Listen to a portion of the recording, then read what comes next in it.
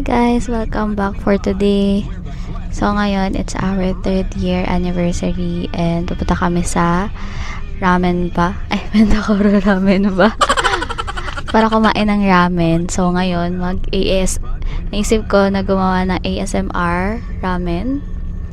And Mendocoro, isa yun sa favorite namin na ramen kainan. So samahan nyo kami guys for today.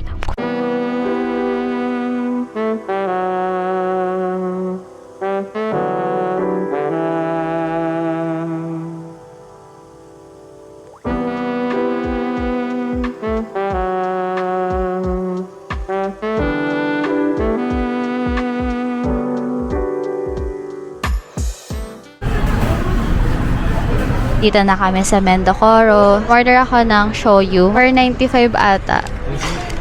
4.95. Yun lang yung lagi kong in-order dito. 4.95. Tapos kanina nakita nyo guys yung itsura ng kainan dito. Tapos piniprepare nila yung food sa harap. Pakita ko.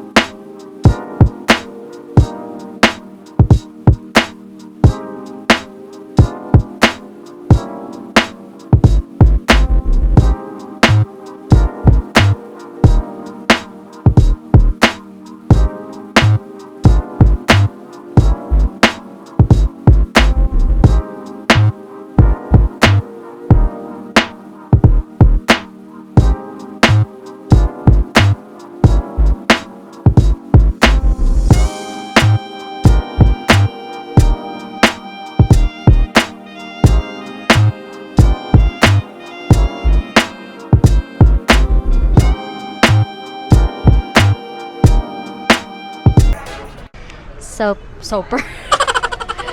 And excited na kaming kumain since May or June pa ata yung last naming kain dito. Tapos ngayon ay October 24. So ilang months din yun.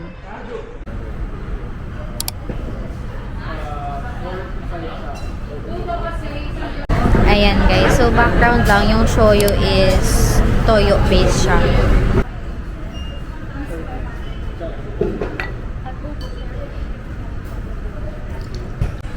Naman guys, yung miso nila.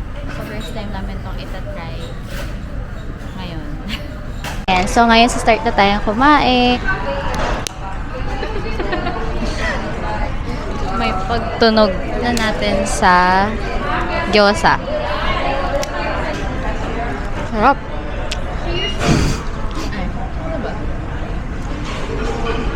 Kasi ito sa pinagusto namin gyoza kasi tostado yung ano niya, yung labas niya.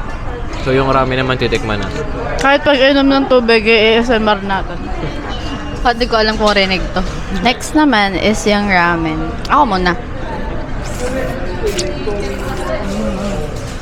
Namiss ko to. Secret ingredient ay haluin siya. Next! First time kong matitikman tong miso kaya legit to makikita yung reaction. Yung pagkahigop ng sabaw may flashback na mangyayari.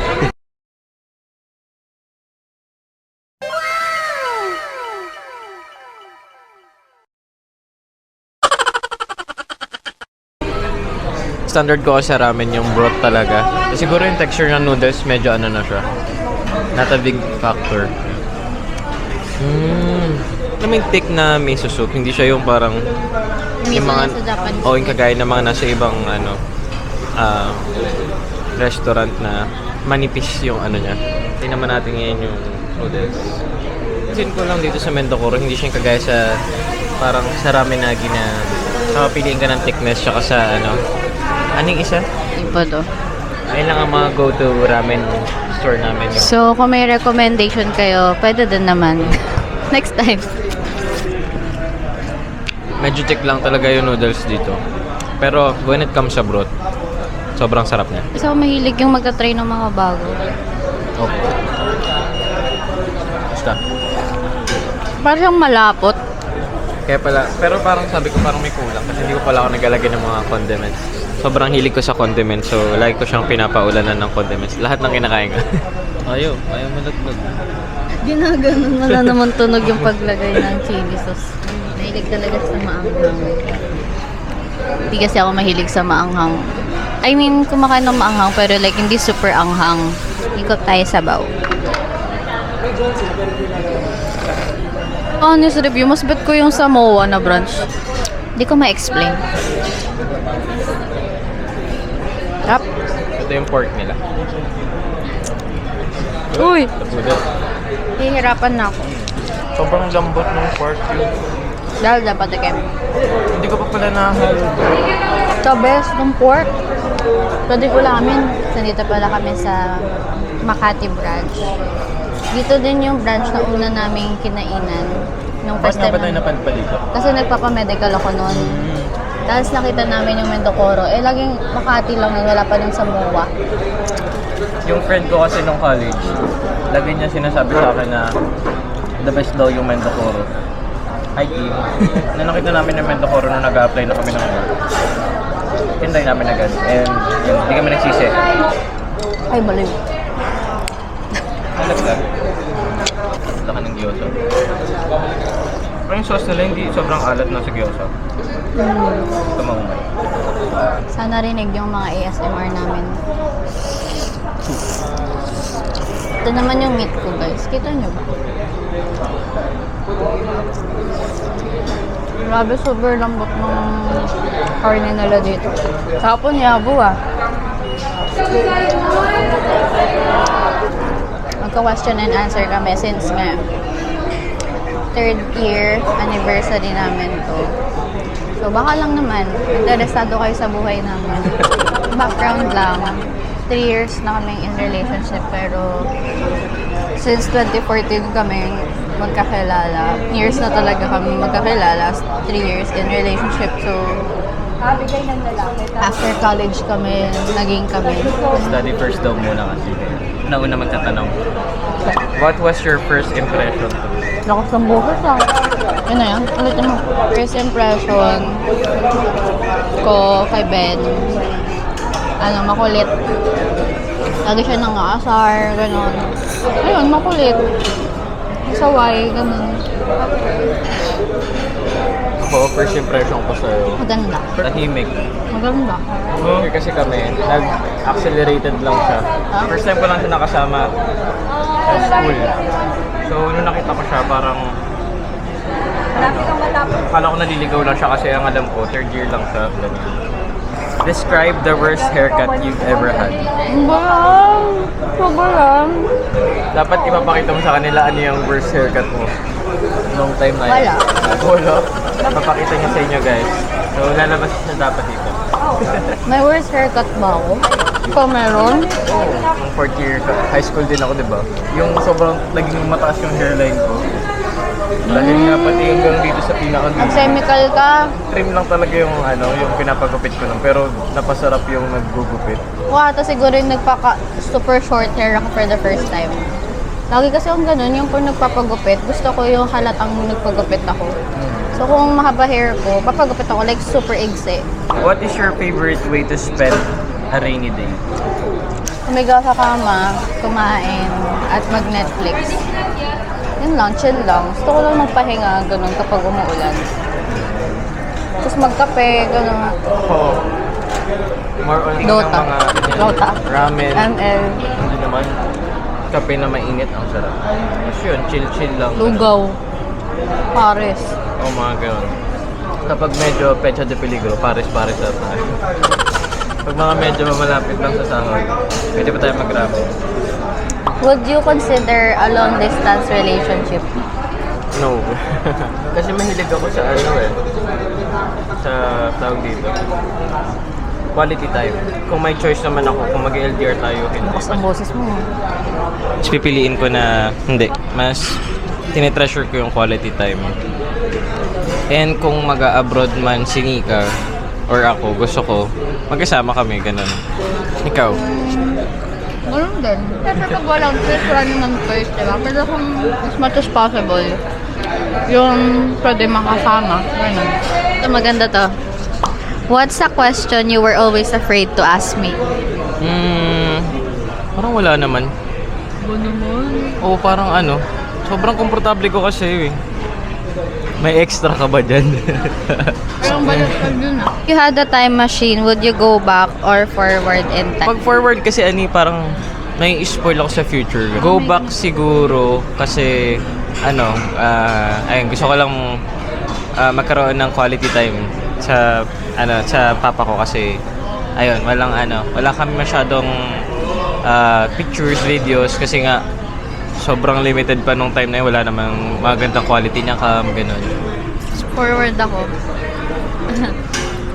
Na-excite lang ako dun sa mga pwedeng mangyari in the future. Future travels. Kasi so far, di ko pa naman nararanasan na may nawala sa buhay ko ganun. So, di ko din alam kung ano yung feeling kapag, feeling na gusto mo mag-go back in time. Where would you most like to go on vacation? Japan. Japan agad. Japan din kasi yung dream kong lugar kasi mahilig ako sa anime. Tapos, ayun, marami akong gustong kainan sa Japan. Tapos ang kukit kasi ng mga mga food nila. Kaya naman mukha ng anime. Tapos, mahilig kasi ako sa action figures.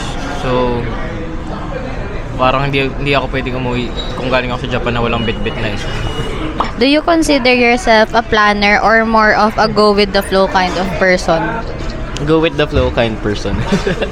Pag travel kasi ikaw lang nag-aayos ng lahat eh. More on itineraries, saka mga mga bookings ng hotel, maghanap ng ganun. Sinika talaga eh. Tama. Kaya use her cloak code. Biglang segue. Kasi planner. Kapag sa pang travel, di naman sana, pero medyo mataas kasi standard ko when it comes sa experience. Tapos sa ewan ko din, start lang siya na parang saya pala magplano ng DIY. Tapos parang yung iba nababasa ko na nahihirapan sila na gumawa ng DIY. Pero siguro sa una, nahirapan din ako sa Hong Kong kasi dati yung nagawa ko lang is yung Cebu and Bohol namin. First ko is yung Cebu sa Bantayan, tapos second is sa Bohol. Tapos, madali lang siya kasi local, ganun. Then, kailangan mo lang mag-search ng mga, yung mga pwedeng gawin, saan maganda magstay. Tapos, consider mo din yung budget, ganun. Pero nung nag-Hong Kong kasi medyo una, na-overpower ako ng takot kasi hindi ako familiar doon, iba. Pero so far, na-enjoy naman namin. Na-enjoy ko, parang naging love language ko na yung gawa ng itinerary. Love language yan? Bagong love language, magiging na sila. 6 na sila. 6 na ba yun? Ang bagong love language, itinerary. Ito sana, may pinaplan kaming country next year. So, sana matuloy yun. Hindi ko pa i-reveal kasi baka ma-jinx. Pero, ayun. Excited na din ako gumawa ng itinerary for that. Last ko na. What's your favorite non-physical quality about me? Smooth na kasama. Ganon. Parang hindi ka matataranta na... Kasi nung nagkakilala kami, friends lang kami. So, ayun yung naging foundation ng relationship namin. Parang nakilala ko siya na without intention na parang gusto siya maging girlfriend, ganon. Talagang normal person na startup ko, ganon. So, sobrang go easy niya lang. Parang kung anong topic, ganon, kahit walang kwenta. Parang hindi ka mapipressure na kailangan ko mag-isip. Pero may sense naman siya kasama. Maniwala ka. May sense naman talaga ako kasi sa'yo. Grabe, busog na ako pang nga ba? Puro yung na lang. Thoughtfulness. Pero labas sa ilong. Yung kapag yung mag-a-ask ka ganon kung pag kuwari gutom, tapos parang gagawa kang paraan na makakain, ganon. Kahit nagrereklamo ka na, pero at least ginagawa mo pa rin. Yung mga ganon. Ano nagigets niya? Ka-question siya, pero gagawin pa rin naman niya. At the end of the day, gagawa niya pa rin naman ng paraan. Ayun. Mareklamo lang ito. Hala! Ikaw yung nagtatlong gyoza. Diyan kayo makakita ng Bardagulan live. Akala ko pa naman kanina, hinihintay ko na iaalok niya sa akin yung isang gyoza, tatlo sa akin. Kasi 5 yun. Sobrang tagal niyang nakatambay yung gyoza. Tapos Akala pag ko naman kinain ko, iaalok mo, doon na nakahati tayo. Tatlo na pala kinain mo. Nadurog eh. At dahil dyan, dito na natatapos ang aming ASMR Mendocoro vlog and questions asked for our anniversary. Thank you so much, guys. Let me know if gusto niyo pa ng mga ganitong type of contents. And by the way, ito yung first time na nag-vlog ako dito sa Pinas. So, nahihiya ako. Pero, hindi ko na lang siya masyado na-imagine kasi di ako naka-contact lens at din ako nakasalamin. So, hindi ko nakikita if nakatingin yung mga tao sa akin. So, kiber na lang. Tapos, sinasabi niya, Ben, hindi ko naman sila kalala. So, carry.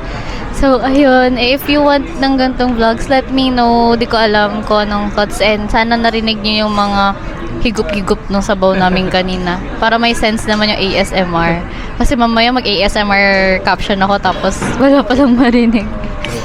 Kaya, ayun lang. Thank you so much, guys. If you enjoyed this video, don't forget to like, subscribe. Di pa ako sanay. Anywhere with Nika. Bye guys.